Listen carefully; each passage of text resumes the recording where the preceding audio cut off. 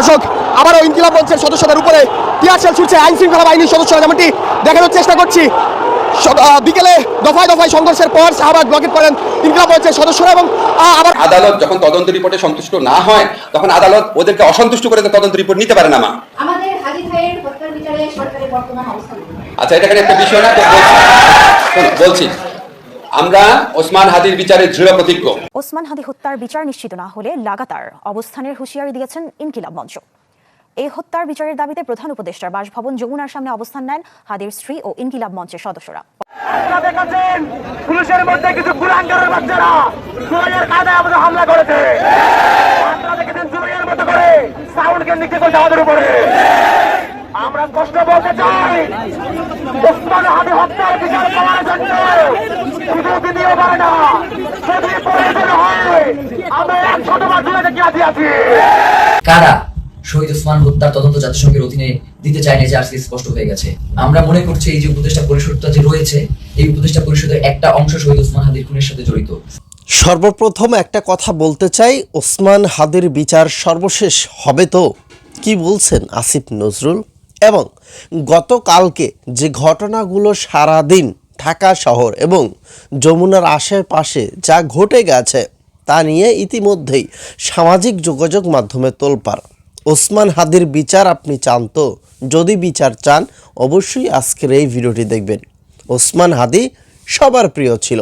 এই ওসমান হাদির বিচার হওয়া না হওয়া নিয়ে একজন এককভাবে মুখোশ পরে আছে এবং এই ডক্টর ইউনূসের কেউ পক্ষে কাজ করছে, কেউ বিপক্ষে কাজ করছে এবং কেউ চাচ্ছে নির্বাচন হোক, কেউ চাচ্ছে নির্বাচন বন্ধ যেন হয়ে যায়, নির্বাচন যেন পিছিয়ে যায়। কাকে আমরা বিশ্বাস করব?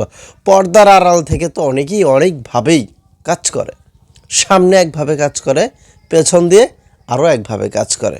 প্রিয় দর্শক শ্রোতা মণ্ডলী, কয়েকটা ভিডিও আমি আপনাদের দেখাতে চাই ইনকিলাব মঞ্চের সেই কর্মকাণ্ড এবং তারা কি বলছে এই বিষয় নিয়ে। আমাদের আইন উপদেষ্টা আসিফ নজরুল তিনিও কিন্তু কথা বলেছে। চলেন ভিডিওগুলো দেখে আপনি একটু জাজ করেন তো। কারা শহীদ ওসমান হত্যার তদন্ত জাতিসংঘের অধীনে দিতে চায় না, যে আজকে স্পষ্ট হয়ে গেছে। আমরা মনে করছি এই যে উপদেষ্টা পরিষদটা যে রয়েছে, এই উপদেষ্টা পরিষদের একটা অংশ শহীদ ওসমান হাদির খুনের সাথে জড়িত। 12 তারিখে নির্বাচন বানচাল করে দেওয়ার জন্য আমাদের উপরে আক্রমণ করেছে। তাদের এই নীল নকশাকে বৃদ্ধাঙ্গুলি দেখিয়ে আমাদের জনগণের অধিকার আমাদের বাস্তবায়ন করতে হবে। তো আমরা আজকে যখন শহীদ ওসমান হাদির স্ত্রী তিনি বিকেল বেলা জুমার নামাজের পরে তিনি আবার যখন এসে যমুনা অভিমুখে আসতে রওনা দিয়েছেন, প্রায় কাছাকাছি চলে এসেছেন, তখন আমাদের কিছু ভাই বোন তাদেরকে আমরা ভিতরে পাঠানোর জন্য চেষ্টা করতেছিলাম, কারণ শহীদ ওসমান হাদির স্ত্রী একা হয়ে গেলে তার সাথে কি ধরনের পরিস্থিতি ঘটতে পারে সেটা জানবার জন্য মূলত আমরা তাদেরকে প্রেরণ করবার চেষ্টা করেছিলাম। এবং ভিতরে আমাদের কিছু ইনকিলাব কর্মী মঞ্চের সদস্য ছিল যাদেরকে ভিতর থেকে আবার বাইরে আসতে দেওয়া হচ্ছিল না। তো এই সার্বিক পরিস্থিতি তদারকির জন্য আমরা জুমা এবং শান্তা সহ যুবাকে প্রেরণ করেছিলাম, যাতে ওরা গিয়ে দেখে আসে এবং ওদেরকে সঙ্গে করে নিয়ে আসে। তো প্রথম অবস্থায় সেটা পুলিশ কোনোভাবেই তাদেরকে ভিতরে যেতে দিবে না। তো ওরা অনেকভাবে বোঝানোর চেষ্টা করেছে, কিন্তু কোনোভাবেই ওরা মানতে ছিল না। পরবর্তীতে আমরা বলেছিলাম যে এবং এটা তো একদম খুবই সহজ ব্যাপার, 1 মিনিটের ব্যাপার, আমাদেরকে সরিয়ে দেওয়া, এই ওখান থেকেই করা। তো ওরা কি করেছে, জুমা এবং শান্তার গায়ে হাত তুলেছে এবং দেখবেন যে শান্তাকে গলা চেপে ধরেছে এবং জুমার পুরো গালে তারা তাদের খামচি দিয়েছে আর কি, এইটা কি, এবং বুট দিয়ে ওদেরকে রাস্তায় পাঠিয়েছে। তো এই যে ফ্যাসিবাদী আমলের যেই পুলিশ, এই যে পুলিশ লীগ, তারা আবার নতুন করে যে মাথাচাড়া দিয়ে হচ্ছে এবং তাদেরকে যে কেউ কন্ট্রোল করতে পারছে না। আমরা দেখতেছিলাম যখন আমাদের উপরে হামলা হয়েছে তখন পুলিশের ঊর্ধ্বতন কয়েকজন কর্মকর্তা, ডিবি কমিশনার, তিনি চেষ্টা করছিলেন বারংবার যে আসলে যাতে আমাদের উপরে হামলাটা না হয়, কিন্তু পরক্ষণেই আমরা দেখতে পেয়েছি যে তার আদেশ অমান্য করে পেছন থেকে পুলিশের কিছু সদস্য তারা অতর্কিত হামলা করেছে এবং আমাদের ভাইদেরকে রক্তাক্ত করেছে। তো আমরা ইনকিলাব মঞ্চের পক্ষ থেকে এর তীব্র নিন্দা জানাই এবং যারা এই আক্রমণের সাথে জড়িত রয়েছে তাদেরকে অতি দ্রুত বিচারের মুখোমুখি করবার জন্য আহ্বান জানাই। কারণ বাংলাদেশের জনগণ এই মুহূর্তে প্রচন্ড ভাবে তারা ক্ষেপে রয়েছে, তারা কোনোভাবেই এই ব্যাপারটাকে মেনে নিতে পারছে না। যার কারণে আমরা বলবো বাংলাদেশের আইন শৃঙ্খলা পরিস্থিতি এবং জনগণকে শান্ত রাখবার জন্য আপনাদের অতি দ্রুত আজকে কারা কারা হোটেল ইন্টারকন্টিনেন্টাল এবং যমুনার যে সকল পুলিশ সদস্য দায়িত্বে ছিলেন তাদেরকে চিহ্নিত করার ব্যবস্থা করেন। এবং তারা যেই কাজটা করেছে সেটা হচ্ছে অধিকাংশ পুলিশ সদস্যের কোনো নেম প্লেট ছিল না, তারা নেম প্লেট খুলে ফেলেছে এবং প্রত্যেকে মাস্ক পরা ছিল।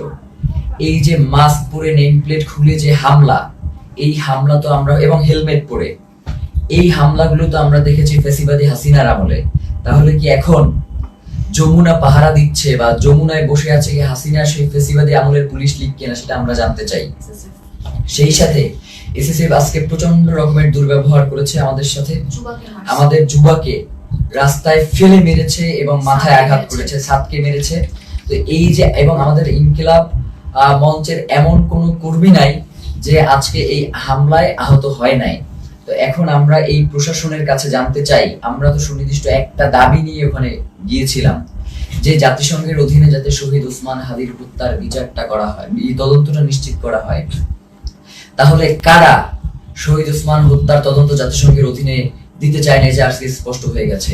আমরা মনে করছি এই যে উপদেষ্টা পরিষদটা যে রয়েছে, এই উপদেষ্টা পরিষদের একটা অংশ শহীদ ওসমান হাদির খুনের সাথে জড়িত, নয়তো কোনোভাবেই এভাবে আর কি অমানবিক ভাবে আক্রমণ করার কোনো প্রশ্নই আসে না, যেহেতু এটা শান্তিপূর্ণ অবস্থান ছিল। এবং আপনারা দেখবেন যে প্রধান উপদেষ্টার দপ্তর থেকে একটা তারা প্রেস রিলিজ দিয়েছে এবং সেখানে বলেছে যে আমরা নাকি জল কামানের উপর উঠে গিয়েছিলাম, অথচ ছবিতে স্পষ্ট করে দেখা যাচ্ছে যে আমরা উল্টো জনগণকে শান্ত করবার জন্য চেষ্টা করছিলাম। যখন জনগণ দেখেছে যে ভিতরে জুমা এবং শান্তাকে রাস্তায় ফেলে মারা হচ্ছে, জনগণ কোনোভাবেই এটা মেনে নিতে পারে নাই, যার কারণে এইখানে ওই উদ্ভূত পরিস্থিতির সৃষ্টি হয়েছে। এর পুরো দায়ভার ওইখানে দায়িত্বরত পুলিশ প্রশাসন এবং সরকারকেই বহন করতে হবে।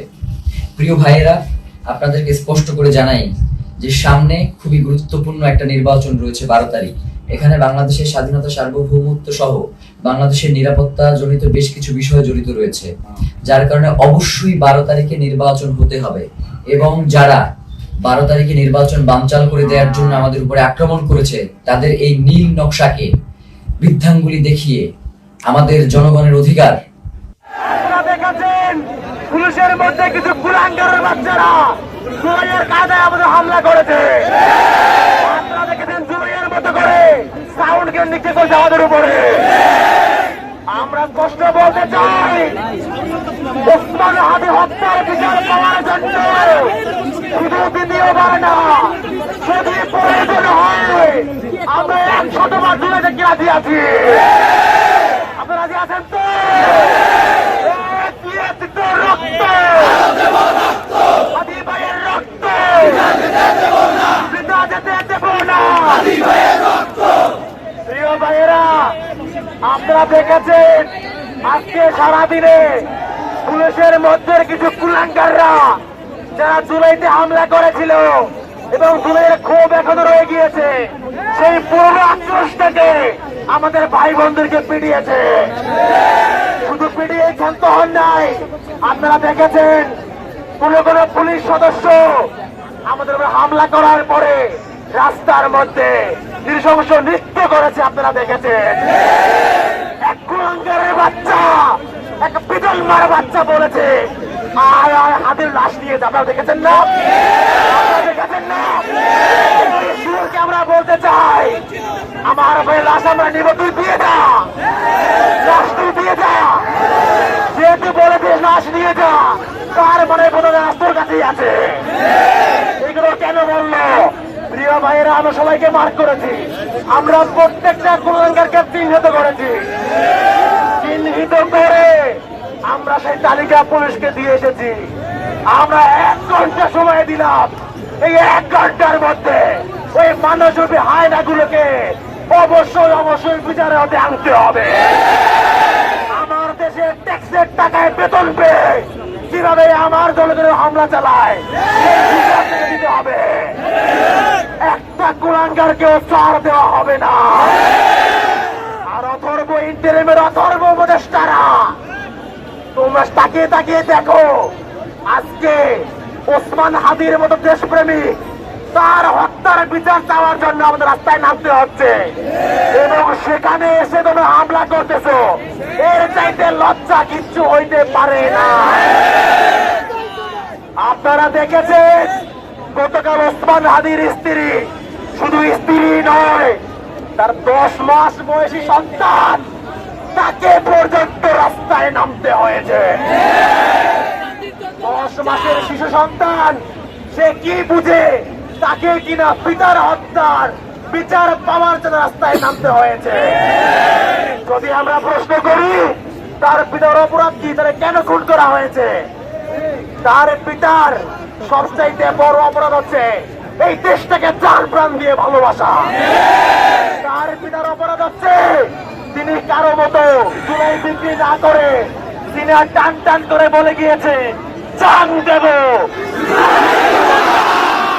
আজকে তুমি তাকিয়ে দেখো ওসমান হাদি, তোমার সেই কথা বাস্তবায়ন করার জন্য আজকে হাদি চত্বরে হাজারো হাদিরা দাঁড়িয়ে আছে। আমরা কি পারবো ওসমান হাদির স্বপ্নের বাস্তবায়ন বিনির্মাণ করতে?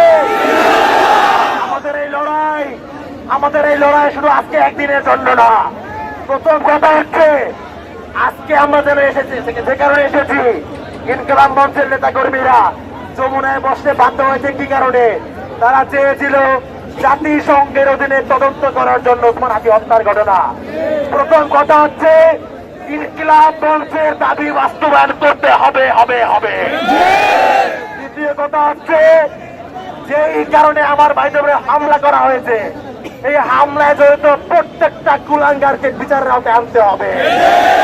আমার দেশের ট্যাক্সের টাকা বেতন পেয়ে আমার ভাইদের হামলা করবা, আঙুল চুষবো না আমরা। রাষ্ট্র যদি বিচার করতে না পারে, ওই রাষ্ট্রের বিচার আমরা করব। আপনারা বুঝাচ্ছেন তো? আমরা পারবো তো? প্রিয় ভাইয়েরা, শুধু এগুলোই না, আমাদের সামনে ওসমান হাদির দৃষ্টান্ত আছে। ওসমান হাদি যেই স্বপ্ন নিয়ে এই শাহবাগ থেকে তার লড়াই শুরু করেছে, সেই স্বপ্ন বাস্তবায়নের দায়িত্ব আছে আমাদের উপরে। ওসমান হাদির লড়াইয়ের কয়েকটা বুলেট পয়েন্ট আলাদা করলে 1 নম্বরে আসে ভারতের আধিপত্য ভেঙে খান খান করে দেয়া। সেই দাবিতে আমরা অনড় থাকবো। আপনারা জানেন আর কয়েকদিন পরে নির্বাচন। আপনারা দেখেছেন বিগত হাসিনার আমলে যে কয়টা নির্বাচন হয়েছে, প্রত্যেকটা নির্বাচনে সীমান্তের ওপার থেকে কসাই মন্দির বাহিনী হস্তক্ষেপ করেছে। এবারের নির্বাচনটা যদি তারা ঠিক মতোই চাইতো, তাহলে হয়তো বা আমার কাছে মনে হয় এই নির্বাচনের 4-5 দিন আগেই এইরকম যে করবে তারা, এটা আমার কাছে কোনো মনে হয় না। নির্বাচন হোক, নতুন সরকার আসুক, তখন না হয় হবে একটা কিছু, কিন্তু নির্বাচনের 4-5 দিন আগেই যদি এরকমটা করা হয়, তাহলে তো নির্বাচন পিছিয়ে যাবে। তখন মানে সরকার একটা সুযোগ নেবে যে ঠিক আছে, আরও কয়েকটা দিন তাহলে পরে নির্বাচন করা হোক, যেহেতু দেশের পরিস্থিতি ভালো না। তো এই ঘটনা আবার ঘটাইতে পারে কে? ডক্টর ইউনূস। তিনি হয়তো বা ভেতরে টাকা পয়সা খিলিয়ে দিলে তাদেরকে দিয়ে নতুন নাটক সাজিয়েছে, হইতে পারে। অনেক কিছু কিন্তু এরকম হতে পারে। তো যাই হোক, আপনাদের মন্তব্য কি এই বিষয় নিয়ে লিখবেন।